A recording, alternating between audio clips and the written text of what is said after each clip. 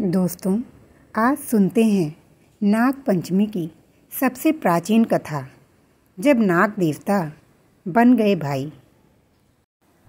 प्राचीन काल में एक सेठ जी के 7 पुत्र थे। 7 के विवाह हो चुके थे। सबसे छोटे पुत्र की पत्नी श्रेष्ठ चरित्र की, विदुषी और सुशील थी, परंतु उसके कोई भाई नहीं था।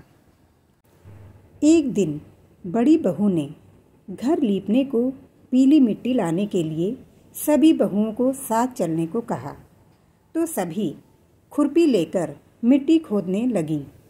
तभी वहाँ एक सर्प निकला, जिसे बड़ी बहू खुरपी से मारने लगी। यह देखकर छोटी बहू ने उसे रोकते हुए कहा, मत मारो इसे, यह बेचारा निरपराध है। यह सुनकर बड़ी बहू ने उसे नहीं मारा। तब सर्प एक ओर जा बैठा। तब छोटी बहू ने उससे कहा, हम अभी लौट कर आते हैं, तुम यहाँ से जाना मत।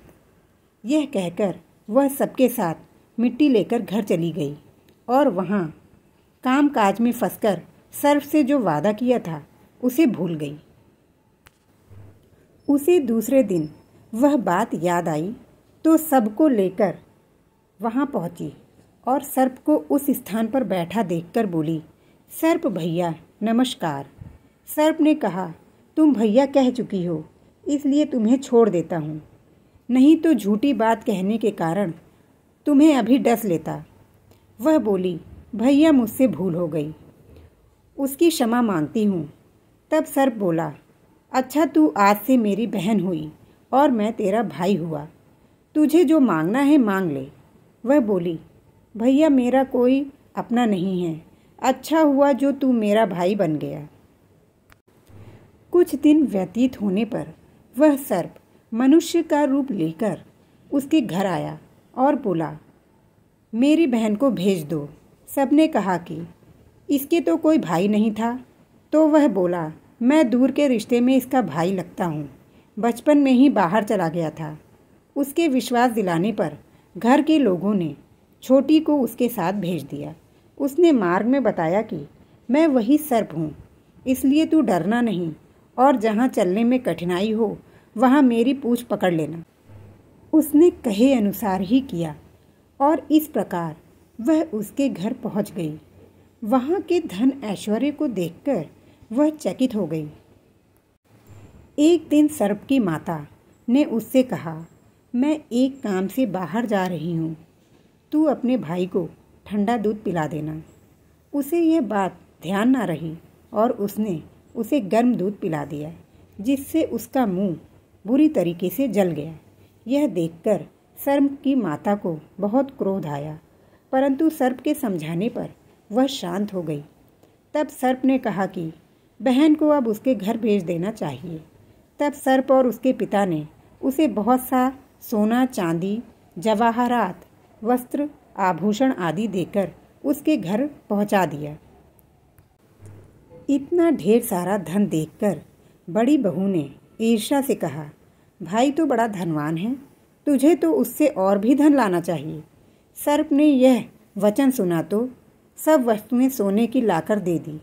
यह देखकर बड़ी बहू ने कहा, इन्हें झाड़ने की झाड़ू भी सोने की होनी चाहिए। तब सर्प ने झाड़ू भी सोने की लाकर रख दी। सर्प ने छोटी बहू को हीरा मणियों का एक अद्भुत हार दिया था। उसकी प्रशंसा उस देश की रानी ने भी सुनी और वहाँ के राजा से बोली कि सेठ की छोटी बहू का हार यहाँ आना चाहिए। राजा ने मंत्री को हुक्म दिया कि उससे वह हार लेकर शीघ्र उपस्थित हो। मंत्री ने सेठ जी से कहा कि महारानी जी छोटी बहू का हार पहनेंगी, वह उससे लेकर मुझे दे दो।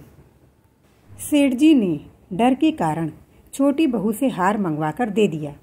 छोटी बहू को यह बात बहुत बुरी लगी।